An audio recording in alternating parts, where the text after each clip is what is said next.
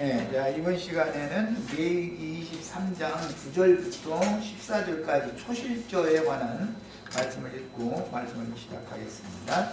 자, 같이 성경 레위기 23장 9절부터 14절까지 읽습니다. 여호와께서 모세에게 말씀하여 이르시되 이스라엘 자손에게 말하여 이르라. 너희는 내가 너희에게 주는 땅에 들어가서 너희의 곡물을 거둘 때에 너희의 곡물의 천이사 3단을 제사장에게로 가져갈 것이요 제사장은 너희를 위하여 그 단을 여호와 앞에 기쁘게 받으심이 되도록 흔들되 안식일 이튿날에 흔들 것이며 너희가 그 단을 흔드는 날에 1년 되고 흠 없는 순양을 여호와께 번제로 드리고 그 소재로는 기름 섞은 고운 가루 10순 2에바를 여호와께 드려 화제로 삼아 향기로운 냄새가 되게 하고 전제로는 포도주 4분의 1의 힘을 줄 것이며 너희는 너희 하나님께 예물을 가져오는 그날까지 떡이든지 볶은 곡식이든지 생미상이든지 먹지 말지니 이는 너희가 거주하는 각처에서 대대로 지킬 영원한 일이라. 자, 초실절은 뭐 잘 아시는 것처럼 오늘 그 율법에 따라서 예수님이 부활하시던 날은 안식 후 첫날이죠. 안식일 이튿날에 이제 보리 수확을 한 다음에 그 다음에 밀 수확을 하고 그 다음에 최후로 이제 그 열매 수확을 하는 게 3단계로 팔레스타인 땅에서는 이제 수확을 했기 때문에 천국 농사 중에서 첫 번째 수확물을 거두는 절기를 기념하는 것인데 이것은 보리 한 단을 갖다가 성전에다가 제물로 갖다 바치는 절기를 지키는 내용의 문자대로는 자 이것은 예수님이 이 세상에 오셔서 6월절 양으로 죽고 안식에 들어가신 그 장사 되신 후에 죽임당하신 지 사흘 만에 부활하신 것을 기념하는 오늘날 이제 교회식으로 말하면 부활절이죠. 맞아. 부활절 절기를 지켜라. 문자대로는 그런 뜻입니다. 첫 수확물의 보리 한 단을 성전에 가져가서 제사로 드리는 이 절기는 부활의 처음 익은 열매신 그리스도와 함께 부활되고 승천에 참여하는 것을 기념하는 절기입니다.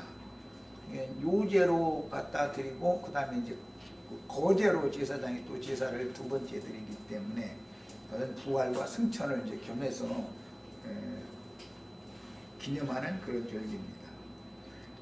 자료 말씀에 승천이라고 하는 것은 예수 그리스도께서 창세 전에 말씀의 신성과 함께 가졌던 하나님의 영광에 예수님의 인성까지도 참여하는 것, 그걸 이제 승천이라고 그래요.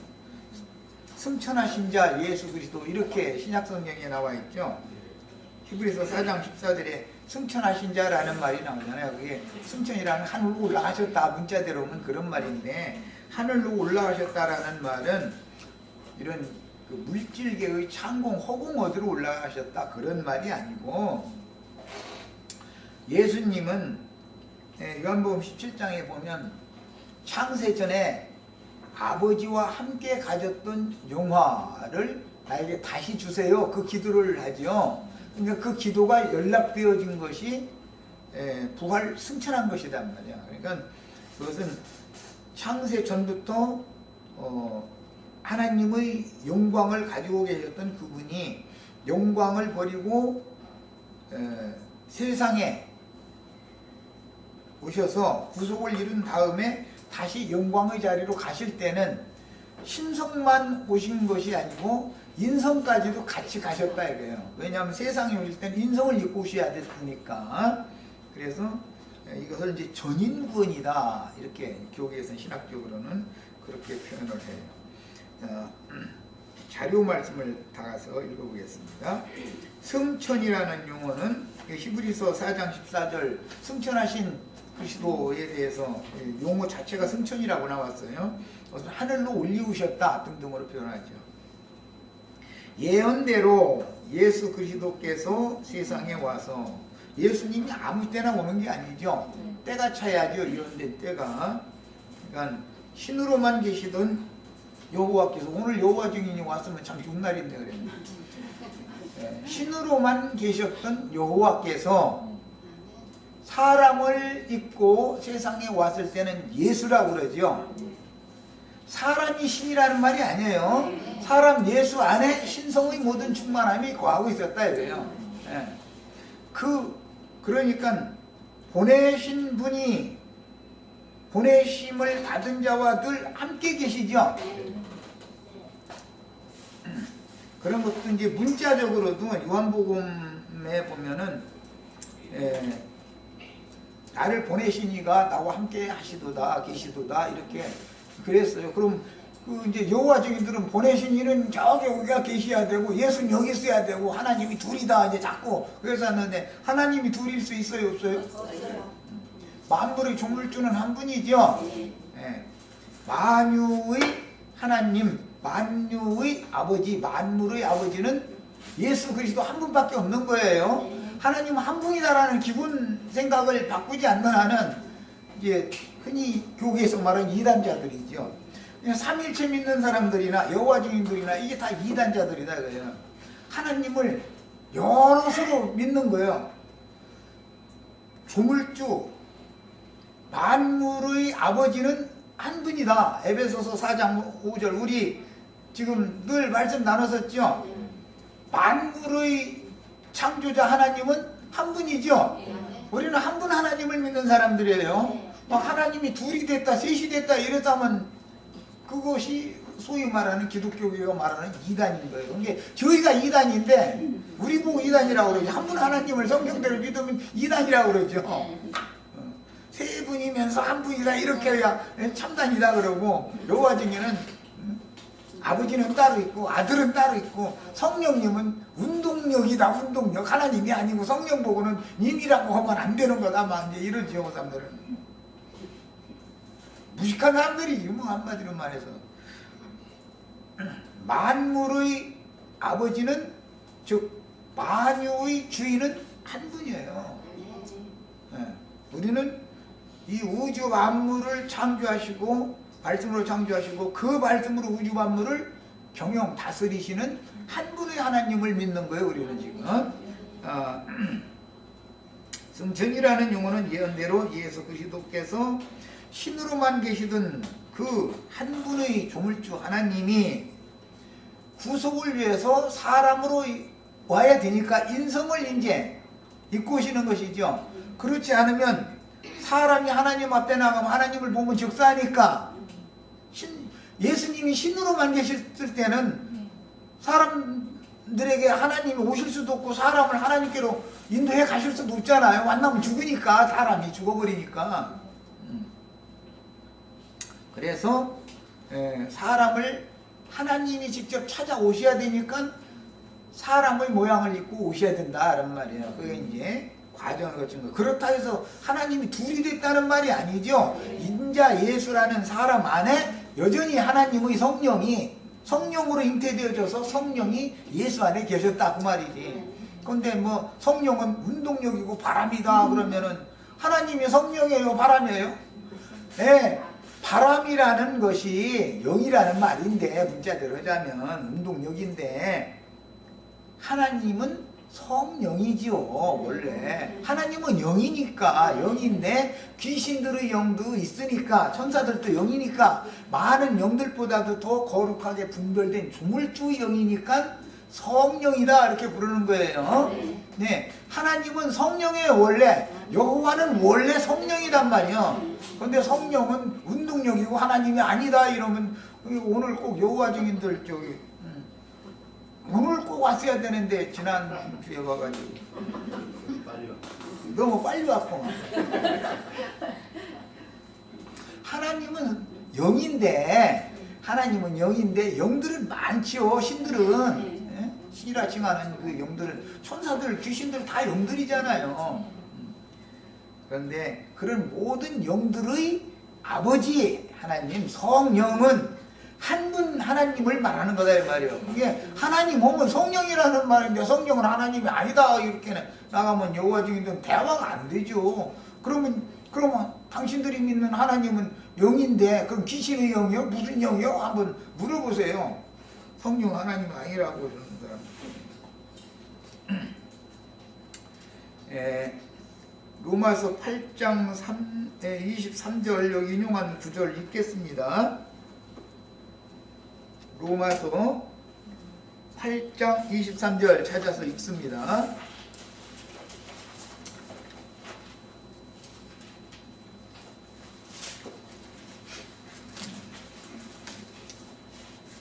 이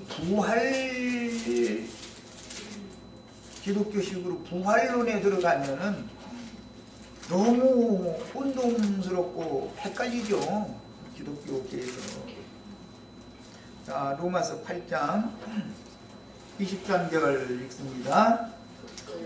그뿐 아니라 또한 우리 곧 성령의 처음 익은 열매를 받은, 여기 처음 익은 열매라는 것이 초실이란 말이에요. 초실. 율법에는 초실이라는 처음 익은 열매라는 말이에요. 이것을 처음 익은 열매라고 그랬어요. 이게 처음 익은 열매는 예수님의 부활하신 예수님을 말하는 거예요. 예수님의 부활을 말할 때는 신성만이 부활된 게 아니죠. 신의 무궁한 생명의 능력으로 예수라고 하는 사람의 인성까지도 함께 부활에 참여했다. 이게 온전한 구원을 말하는 거예요. 이제 그런 경우를 말하는 거예요. 그러니까 독생자로 오셨을 때 내 안에 아버지께 살아계신다고 했던 그 아버지와 인자 예수가 함께 계셨는데 인자 예수와 하나님의 성령이 완전히 하나가 됐다 그 말이에요. 이것은 구약 성경에서 성소와 지성소가 둘로 나뉘었다가 완전히 하나가 된 상태를 지금 말하는 거예요. 인성과 신성이 완전히 연합되는 거예요. 그래서 주와 합하는 자는 한 영이라는 말씀도 같은 개념이란 말이야. 이것은 확대 적용을 할 뿐이지. 예? 자, 23절 그뿐 아니라 또한 우리 곧 성령의 처음 익은 열매를 받은, 자, 우리가 받은 영은 그냥 신성한 신의 성품이 아니죠. 성령이신 여호와가 아니잖아요. 우리가 받은 영은 성령을 받으면 죽지요. 죄인이 하나님을 만나면 죽는 거예요. 성령이신 하나님을 직접 만나면. 그러니까 인성을 거쳐서 와야 사람의 모양으로 우리들에게 와야 사람이 안 죽고 하나님을 만날 수 있다. 하나님의 영광을 볼 수 있다 이거예요. 그래서 독생하신 하나님이 영광의 하나님을 나타내신 것이단 말이에요. 인자 예수를 통해서. 그러면 사도들은 예수를 통해서 하나님의 영광을 보았고, 유대교 지도자들은 하나님의 영광을 본 것이 아니라 사람이신 힘없고 나약한 것으로 보이는 한 보잘것없는 한 인간만을 봤다 이거예요. 이것이 차이죠. 그런데 예수 인간이지만 그 예수님의 인간 속에는 죄성이 없었었다 이거예요. 죄가 없었었다 이거예요. 처녀가 났으니까 성령으로 말미암아 처녀가 난 거잖아요. 이게 인자 예수의 아버지는 성령이지요. 아버지. 그래서 내 아버지 자꾸 인자로서 그렇게 표현을 하셨던 거예요.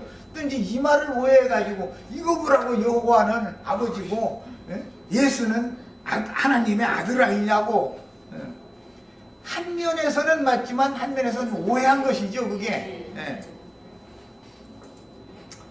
자, 성령이 처음 익은 열매를 받은 우리까지도 속으로 단식하여 양자될 것이라고 이제 번역을 해놨는데, 이것은 접붙임의 그 원칙에 따라서 이것은 창세기에서 야곱의 손자들이 야곱의 아들들로 입적이 됐죠. 그런 경우를 양자 삼는다 그렇게 말하는 거예요. 이건 이제 셈족은 후손이 끊어지게 되면 조카를 데려다가 양자를 삼죠.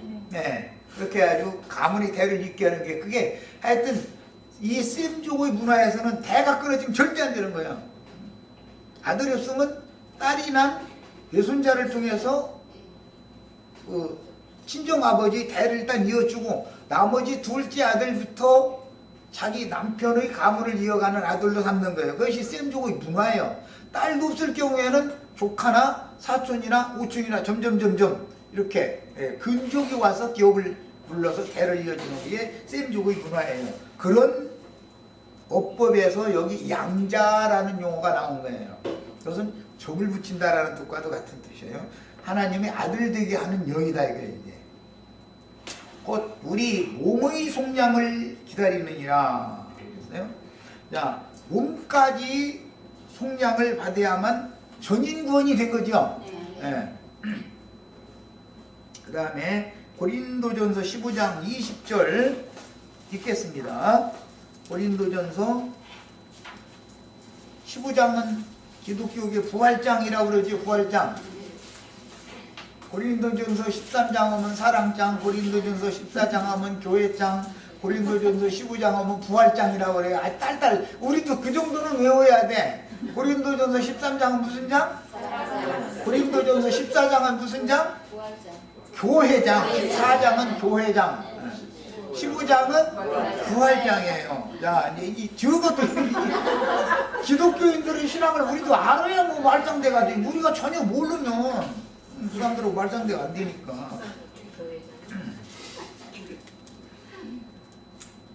딸딸 외우게 시키잖아. 고린도전서 13장은 사랑장, 14장은 교회장, 15장은 부활장 이렇게. 우리도 그걸 외우고 있어야 돼요. 자, 부활장의 20절을 봅니다.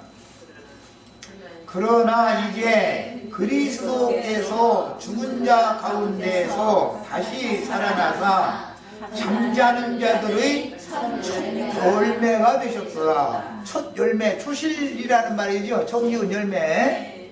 예. 자, 그러니까 처음 익은 열매라는 말은 전부 죽은 자 가운데서 살아나신 부활과 관련시키는 말이다 라는 걸 알 수 있죠.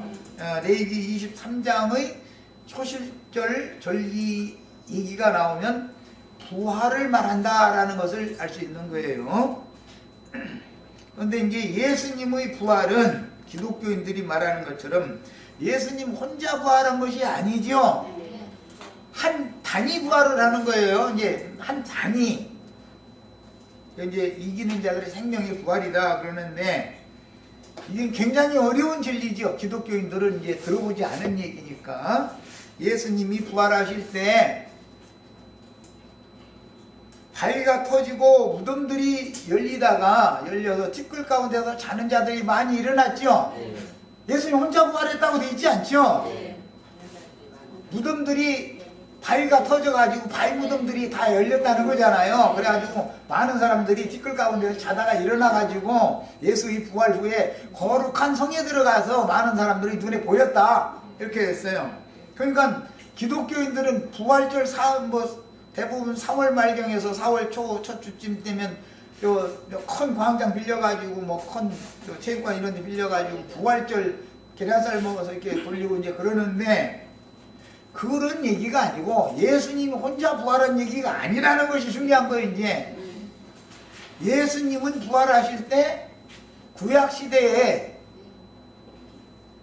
아브라함의 품에 들어간 모든 이기는 자들을 함께 데리고 부활하셨죠. 그것이 한 단위란 말이야. 네. 그래야 이제 그 다음에 오순절 때 그 예수 그리스도의 영이 오실 때 불꽃 천사들에게 옴이 되어서 오시죠. 예수님 혼자 다니는 법이 없죠. 하나님이 어디를 다니면 천사들에게 옴이 되어서 움직이시잖아요. 구름 타고 다닌다 그런 거 아니에요. 그래서 이런 개념을 유대교 지도자들이 이해를 하지 못하고 있었기 때문에 네가 어리란 그 그리스도냐, 그러니까 너희가 말하였도다 하고 나서 내가 곧 구름을 타고 내가 하나님의 보좌 우편에 앉아있는 것과 영광의 보좌에 내가 앉아있는 것과 또 구름을 타고 오는 것을 너희가 보리라 이제 이렇게 얘기를 하셨어요. 그러니까는 옷을 딱 찢어가면서 우리가 무슨 증인을 더 구하냐 이 참남한 말을 했다. 그래서 사형수로 정죄받게 되는 것이 이 부활 문제 때문에 그런 거잖아요. 예수님은 혼자 다니는 게 아니라 반드시 구름을 타고 다니셔요. 예. 그래서 부활에도 예수님 혼자 부활한 게 아니라 많은 티끌 가운데에서 자던 구약시대의 이기는 자들, 즉 아브라함의 품에서 이 부활의 때를 기다리던 성도들과 함께 부활을 해가지고 이 부활은 이제 단을 가지고서 흔드는 거니까 요제, 그 다음에 거제로 드릴 때는 단을 드렸죠. 예수님이 승천할 때 예수님 혼자 간 거예요? 구름 속으로 들어간 거예요? 구름 속으로 들어갔어요. 오실 때도 너희가 본 것과 같이 구름 타고 또 온다 그랬죠. 이 이치를 기독교계는 얘기를 백날 해도 못 알아들어. 그래가지고 우리 믿는 성도들이 구름이 된다 그러면 네가 어떻게 구름이냐고 이런단 말이야. 주의 증인들을 구름이라고 그런 거예요. 이와 같이 우리를 둘러싼 허다한 증인들이 있다. 유다서에 보면은 물 없는 구름도 있고 비를 내리는 때를 따라서 비를 내려주는 구름도 있는데 이런 자들은 물이 없는 구름들이다. 그러니까 목자들이 다 구름들이죠. 주님이 나팔소리와 함께 온다. 추수꾼을 통해서 온다 그러는데 무슨 허공에서 무슨 나팔소리를 통해서 주님이 오시겠어. 소리 자체가 주님이 오시는 증거인데 그게. 그럼 들을 귀가 있어야 되는 것이죠. 성경이 말한 이 부활이라는 게 이렇게 어렵기 때문에 기본 개념을 정리를 잘 하셔야 되겠어요. 예수 그리스도는 언제든지 혼자서 뭘 하시는 게 아니다. 예수님이 이 세상에 계실 때도 천사들이 옹위하시고 천사들에 의해서 수종도 받으시고 다 천사들과 함께 있었죠. 예수님은 절대 혼자, 아버지께서 나를 혼자 두시지 않는다. 예수님이 그건 무슨 뜻이요? 천천만만의 수종 천사들을 대동해서 그렇게 하는 거예요. 예수님이 죽을 때가 아니면 12영도 넘는 많은 천사들, 천천만만의 천사들을 동원해서 죽을 자리에서도 얼마든지 하나님이 지킬 수가 있어요. 예수를 안 죽이려고. 때가 아니면 세상 없는 사람이 애를 써도 안 되는 거예요. 그래서 모두 예수님이 그리스도께서 세상에 오실 때 천사들을 대동해서 함께 운행을 하시는 사실을 꼭 믿으셔야 되겠어요. 그런데 지음받은 천사들에게 오는 세상을 상속해 주는 것이 목적이 아니고 사람을 거쳐서 죄인의 과정을 거쳐서 구속받아서 온전케 된 의인의 영들에게 오는 세상을 기업으로 상속해 주는 얘기를 하기 때문에 사람의 청량, 천사의 청량, 그래서 사람인데 천사가 됐다. 그날에는 너희가 천사들과 동등이요 부활의 아들이요 하나님의 아들이 된다. 그날이라는 게 부활의 날을 말한 것이다 이 말이야. 자, 이런 기본 이치를 아셔야 돼요. 우리 형제 자매들도 예수와 함께 죽고 함께 장사된 다음에 그리스도 예수와 함께 부활돼서 함께 하늘에 앉혀진 사실이 믿어져야죠. 이것이 믿어져야만 에베소서 2장 이제 교회 얘기를 들어갈 수 있는 거예요. 이 기본이 돼 있지 않는 사람은 우리가 지금 여기 안양 여기 석수동 여기서 지금 모여 있으면서 무슨 하늘에 앉혀졌다고 그러느냐. 우리가 이런 곳은 하늘의 시온산과 하늘의 예루살렘 장자들이 총회 모임의 교회에 있다 뭐 이런 얘기하면 그게 안 믿어진다는 말은 무슨 뜻이에요? 생명의 부활에 관하여 이해가 없다는 말이겠죠. 부활되지 않으면 하나님의 자녀가 아니죠. 양자가 안 된 거잖아 지금 말하자면. 그냥 마귀의 종로로 다는 아담 자손으로 그냥 있으면은 그건 부활과 상관없는 사람이지. 예. 이제 이 신앙생활의 기초는 부활부터 전하는 거예요. 사도들이 전도를 한 것은 그리스도의 부활에 대해 전한 것이지 그리스도의 십자가부터 전하는 게 아니에요. 언제나 보면 사도전에 보면 우리는 그분의 부활의 증인이다 이렇게 말하지 십자가의 증인이다 이렇게 그러지는 않죠. 그런데 기독교계 이상하게 부활에 대해서 말을 하면은 이단이라고 해버려. 그럼 부활절 지키는 것이 그거는 정말 너무 황당한 얘기죠. 자, 성천이라는 용어는 히브리서 4장 14절에 나오는 용어고 예언대로 예수 그리스도께서 세상에 와서 구속을 이룬 후에 태초부터 스스로 계신 하나님이신 말씀의 영광에 참여하는 것이며 말씀으로 창조하여 우주 공간과 시간 가운데 있게 하여 말씀으로 경영하시는 유일하신 한 분의 하나님인 조물주의 신성한 성품이 모든 피조물들에게 경배를 받는 지위 조물주의 본래 신분에 다시 돌아가는 것, 다시 올라가는 것, 위에서 내려오셨다가 위로 다시 올라가는 것을 승천이다 그런다 이 말이에요. 그런데 신성만 왔다 신성만 돌아가면 우리가 구원받을 수 있어요 없어요? 신성이 인성을 입고 오셔가지고 인성까지도 함께 부활하고 함께 승천했기 때문에 그 영을 받아야 우리도 위로부터 거듭나서 이제 그 신성에 의해서 우리 인성까지 온전한 구원이 되어져 가지고 하나님의 영광에 같이 참여하게 되는 거예요. 이제 이것이 성경 말은 구원관이에요. 자, 예수 그리스도는 창세 전부터 그 지위에 계신 분이요 하늘 영광에 계셨던 분이었었지 원래가. 그래서 창세 전부터 아버지와 함께 가졌던 영화로서 내가 다시 아버지께로 가오니 나를 다시 영원롭게 하여 주옵소서 그랬죠. 그런데 네가 이미 영광을 얻었고 또 내가 영광스럽게 하리라. 이미 영광을 얻었다는 것은 제자들이 그분이 그분이다 라고 믿으면 예수님은 영광을 이미 받은 거죠 제자들에게. 그러나 또 영광스럽게 하리라는 건 앞으로는 모든 피조물이 다 무릎을 꿇고 그분의 영광 앞에 무릎을 꿇고 영광을 돌리는 날이 이제 이루어질 거다 그 말이에요. 야, 우리는 이미 주님의 영광에 참여한 사람들이죠. 제자들처럼 주님이 그런 분이라는 것을 우리는 이미 알고 믿고 순종하고 있는 중이에요. 이것이 주님께 영광을 돌리는 거예요. 기독교인들이 뭐 막 그냥 사업이 어려웠는데 막 예수 믿고 11조 잘 냈더니 뭐 사업이 흥황됐다 하나님께 영광을 돌립니다. 사업 잘 되게 해주는 것만 영광을 돌리면 안 되죠.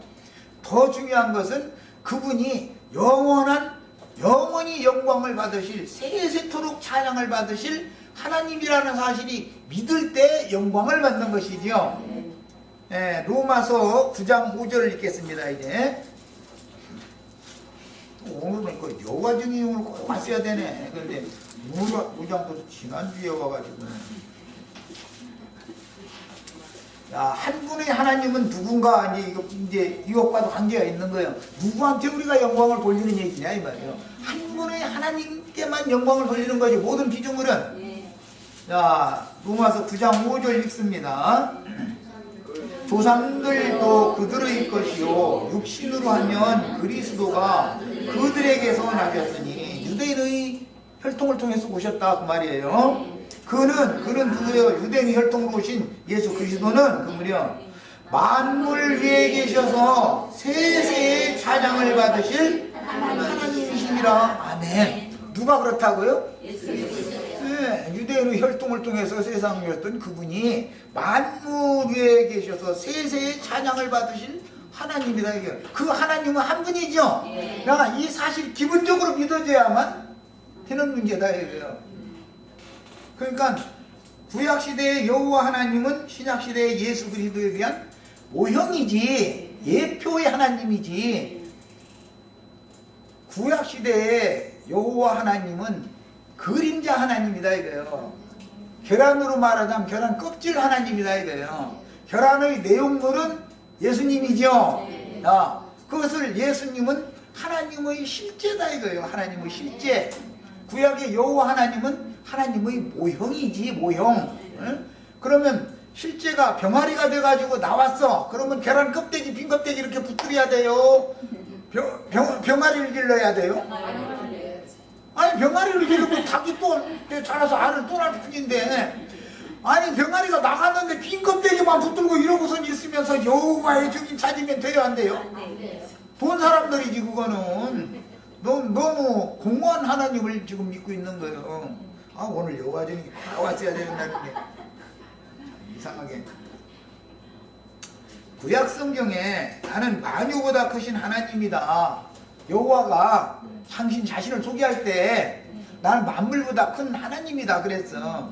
그래서 예수님도 그 말씀을 인용해서 아버지는 나보다 크십니다 그랬어. 인자 예수보다 하나님은 우주 자체가 하나님은 우주의 주인이 하나님인데 하나님이 인자보다 크지요 당연히.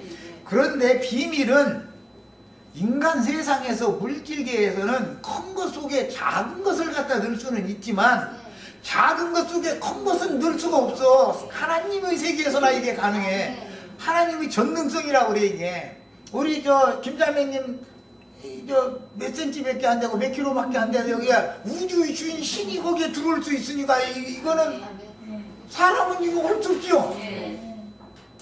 이것이 깨달아져야 되는데 영의 세계가 즉 물질계 외에 작은 물질계에 하나님의 신으로 우주 만물보다 더 큰 분이 신이잖아. 조물중 당신이 창조한 피조물 속에 하나님을 갖다 하나님이 그 안에 계신다라고 하는 것은 비밀이다 이거예요. 이게 영의 세계에서 나타나는. 그런데 이런 이치가 깨달아지지 않으니까 아버지는 나보다 크다 했다 해가지고 여호와는 큰 항아리고 예수는 그 안에 들어갈 수 있는 작은 항아리다 이렇게 물질적인 생각을 하면 그게 무슨 뜻이요? 지금 영계에 대해서 깨달음마다 믿어졌다는 거예요? 안 믿는다는 거예요? 전혀 영의 세계와 물질 세계에 대한 구분이 없다라는 말이다 이 말이에요. 참 답답한 사람들이지. 우리가 보면 답답한데 그 사람들은 또 우리 보고 도대체 뭔 소리 하는지 모르겠다고 못 알아듣는 게 맞지요. 땅의 일을 말해도 그 사람들이 이해하기가 어려운 건데 이 하늘 세계의 일을 말하면 무슨 재주 알아듣겠어요. 영의 일을 말하면 못 알아듣는 게 당연한 거죠. 자 이제 디도서 3장 13절. 누가 진짜 그러면 구약시대에 말하는 크신 하나님이라는 그 크신 하나님의 실제는 과연 누구냐 말이야. 자 디도서 3장 13절을 읽겠습니다. 네. 자 봅니다. 율법서 2장 13절 3장 13절이 아니라 2장 13절. 내가 그 잠을 잘못 불렀다. 복스러운 소망과 우리의 크신 하나님 구주 예수 그리스도의 영광이 나타나심을 기다리게 되었으니. 크신 하나님은 누구예요? 예수 그리스도죠. 야, 구약시대의 크신 하나님이라는 말의 실제는 누구를 말한 거예요? 예수 그리스도를 말하는 거예요. 야, 그러니 많은 구절을 갖다 댈 필요도 없이 구약시대의 하나님은 신약시대에 실상으로 나타나실 예수 그리스도에 대한 모형적인 하나님, 그림자의 하나님이다 이래요. 그건 실제가 없는 하나님이요. 우리를 구원하는 하나님이 아니죠. 구약의 하나님은 한 가지라도 잘못하면 형벌 내리는 하나님이죠. 건져내는 하나님이 아니에요. 자, 이제 이 자료 말씀으로 들어가겠습니다. 부활에 대한 말씀이 참 쉽지가 않아요. 예수 그리스도는 창세 전부터 신의 영광의 보좌에 앉은 신분이요 그 지위를 가진 분이었다 이거예요. 그분이 하늘 영광을 떠나서 낮고 천한 세상 죄인들에게 찾아오시려면 사람의 모양으로 오셔야죠. 그것을 말씀이 육신이 되셨다 이렇게 표현을 한 거예요. 말씀으로만 계시면, 로고스로만 계시면 실상 내용이 없죠. 말씀 안에는 신의 성품, 신성이 있다고요. 그 말씀의 내용물, 신성은 바로 예수 그리스도가 모시고 계시는 아버지 하나님이었단 말이에요. 예수라는 분 속에 계신 그 하나님은 단순한 그 로고스 말씀이 아니고 살아있는 말씀이었다 이거예요. 살아있는 말씀, 인격으로. 그것을 신성이다 그래요. 골로새서 2장에서 그래서 그분 안에는 신성의 모든 충만이 육체로 거하신다 이렇게 표현을 한 거예요. 예수라는 사람의 육체 속에는 신성이 충만히 거하고 있었죠. 그래서 내 아버지께서 내 안에 계셔서 그분의 일을 지금 하는 중이다. 내가 하는 말이 내 말이 아니고 내 안에 계신 아버지의 말씀이다. 자꾸 그렇게 한 거예요. 그래서 나와 아버지는 하나다. 자꾸 얘기를 한 거예요. 이런 그 성경의 용어에 대한 이해가 있으셔야 됩니다. 예수 그리스도는 그래서 원래 창세전에 아버지와 함께 가졌던 그 영광의 자리에 있었던 분인데 사람으로 왔기 때문에 왜? 그 말씀을 이루기 위하여 죄인들을 구속해가지고 그 하늘 영광에 죄인들, 구속받은 죄인들도 함께 참여하게 하려고. 자, 그래서 육체 장막을 벗어나면 시간이, 물질계의 시간이 사람을, 부활된 사람을 조종하거나 제어하거나 제한할 수 있어요, 없어요? 부활의 세계에서는 물질계의 시간이라는 개념이 없어져 버리죠. 무한이란 무한, 영원 무궁, 이런 말이 무슨 말이냐. 부활 생명의 세계 안에는 인간 나라의 이런 시간 개념이 의미가 없는 거다 이거예요. 해나 달이나 이런 것이 우주를 경영하는 게 아니니까 거기서는 하나님의 영광이 우주를 경영하는 것이지, 하나님의 영광은 영원한 것이지 무슨 시간의 제한을 받거나 무슨 공간의 제한을 받거나 그런 게 아니죠. 우주가 아무리 넓어도 영원한 하나님의 세계보다 더 넓을 수는 없는 거예요. 물질계의 우주가 아무리 넓어도 우리는 영원 세계를 상속받는 하나님의 아들이 되는 것을 추구하는 사람들이지, 무슨 이 지구에서 지구가 살기가 나빠졌으니까 지구 심판해버리고 화성도 뭐 어디다 별 준비해놨다가 거기를 옮겨다 놓고 그러면 거기 여전히 공간이라는 한계가 있을 거 아니야. 거기에 겨우 가는 구원이야? 우리 구원은? 영원 무궁에 들어가는 구원이에요. 이제 나중에 가서 이제 이거 시험 볼 거예요, 시험. 우리가 받은 구원은 시간이나 공간의 제한을 받는 구원이 아니다 이거예요. 그것은 물질계에 있는 사람들의 생각이고, 부활 생명, 부활의 아들 하나님의 아들이 되면 영원 무궁의 세계에서 영생을 누린다고요. 영생을.